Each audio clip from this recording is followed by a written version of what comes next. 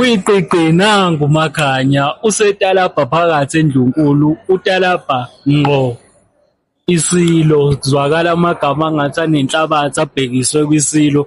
Isukaphi lento kuMakhanya ngoba kuhlukene imibono futhi ey'nkundleni zokuxhumana abantu bathi uMax uyathunywa uyasetshenziswa.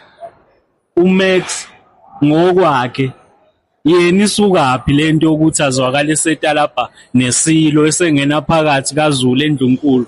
kaZulu lo ohlonishwa kangaka yini edala ukuthi uMax agcine eseTalapha iSilo samaZulu njengomZulu naye umZulu. Abanye abantu banokumsola ukuthi uMax engathi akayena umZulu lo. Ikhona yena umZulu okaTalapha iSilo sakhe kangaka. Ngiyabonga mfowethu ngokuthi ukuze lo mbuzo nina benze vena amandla enophapha ekhanda. Before nguphendule lo mbuzo ake ngiqale ngicacise la.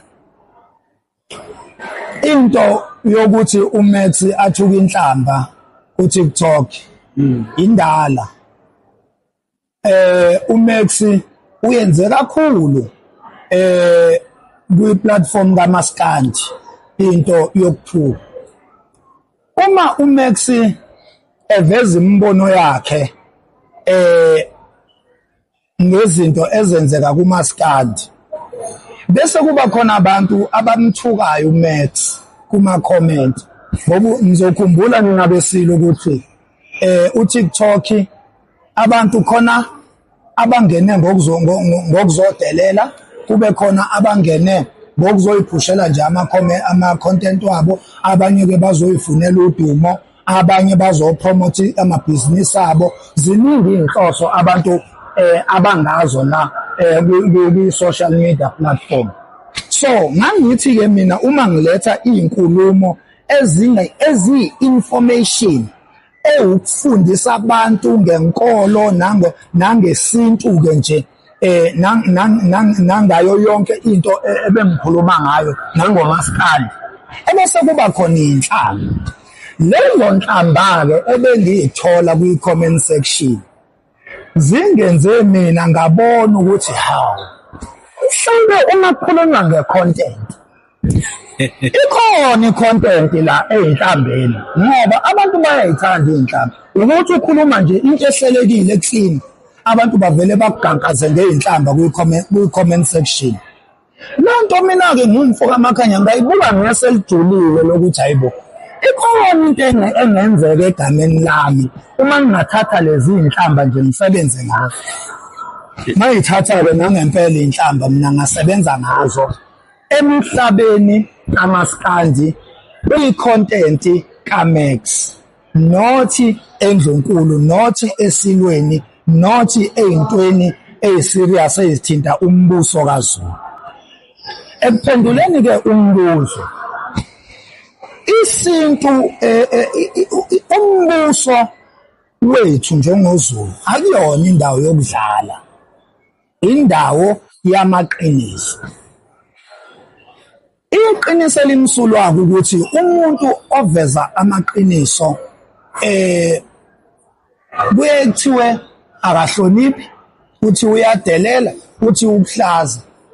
Ngoba iqiniso alikaze libe mnandi, libuhlungu iqiniso, isikakhulukazi imali izovela ngabantu abane-weight kwi-society. Libuhlungu iqiniso, kuyathiwe liyahlambalaza. So uMax Makhanya uma ngathiwa nje uyadelela ngabe kuchazwe ukuthi uqamba amanga ngezinto ayikhulumayo, okungelona-ke iqiniso lokho. uMax Makhanya mayekhuluma ngezinto zaseNdlunkulu usuke eclear ukuthi la ukhuluma ngani, ukhuluma ngaliphi izinga. Yingakho I make sure ukuthi mina uma ngikhuluma ngezinto zaseNdlunkulu ngikhuluma ama-facts. Isikakhulukazi-ke mina uma ngikhuluma ngiyaye ngidonse i-reference yami kube ziyinkulumo zayo iNdlunkulu, ngoba angifuni kuthiwe uMax usethe. Kungcono kuthiwe uMax uphinde amazwi akhulunywe yiNdlunkulu. Leyo nto-ke izozwakala kangcono ngoba vele eNdlunkulu ngiyakhothama. So lokhu okukhulunywa indlunkulu mina ngikhothama kukho ngikhuluma kona. Okungakhulunywa indlunkulu angikwazi ukuyi-edela ingqondo yami ngoba lokho kuzobe kuchaza ukungezwa nokungahloniphi indlunkulu. So mina ngithatha amazwi endlunkulu ebese ngiwaletha kwi-platform la enganakekile khona, la engekho khona. Leyo nto-ke kwabanye abantu-ke abangenalwazi bese beyibiza ngokungahloniphi nokudelela. Uzothi omunye umuntu mfoka Makhanya i-rights iy'ndaba zasendlunkulu kuyezwakala zikhulunywa abanye abantwana basendlunkulu. uMakhanya usengena kanjani yena ey'ndabeni zasendlunkulu?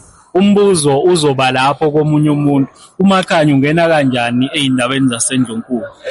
Okay, ekuphenduleni kwami-ke lo mbuzo ake ngi-educate nje isizwe isizwe sikaMthaniya ngoba kukhona abantu abangaqondi ukuthi kahle kahle yini isizwe, yini umbuso wesizwe. Ungena kanjani uMax ey'ntweni zasendlunkulu? uMax uyahlonipha endlunkulu, uyakhothama. Yindaba uMax akhothama endlunkulu. Endlunkulu ila kuphethwe khona umbuso wesizwe. uMax ayingxenye yaso.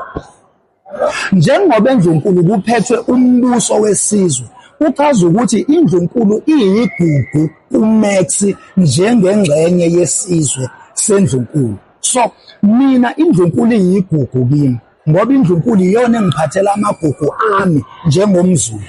Mangikhuluma nje ngesintu, i-reference yesintu engiyikhulumayo engithi mina ngiyayirepresenta, i-reference yami indlunkulu ekuyiyona ewumthombo walesintu engithi mina ngiyiso. So ngingena kanjalo-ke ey'ntweni zendlunkulu ngoba indlunkulu yiwumbuso mina engingaphansi kwawo.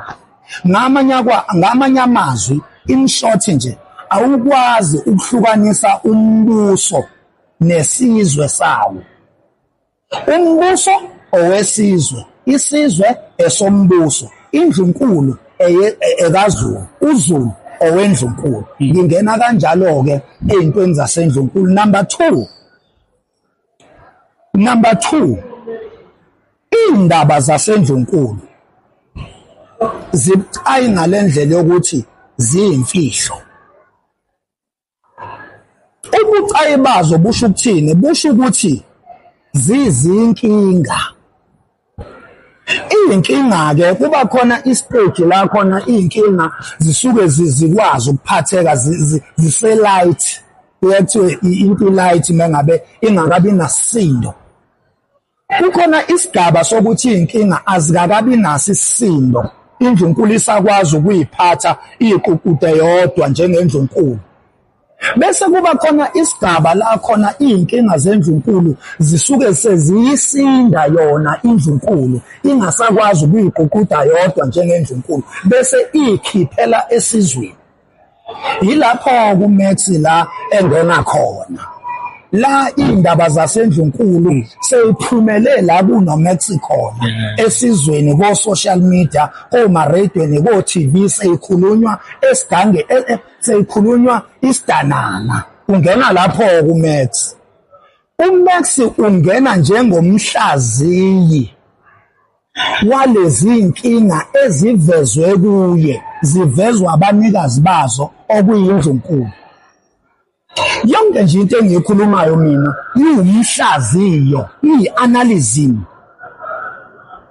Ngoba ukube bengingafuneke ngifake owami umbono, bengingamelanga ukuthi zingene kwawami amadlebe lezi ndaba. So indaba ziphumile endlunkulu zeze emadlebeni esizwe ukuze isizwe sizothatha iy'nqumo ngey'ndaba ezingena emadlebeni aso.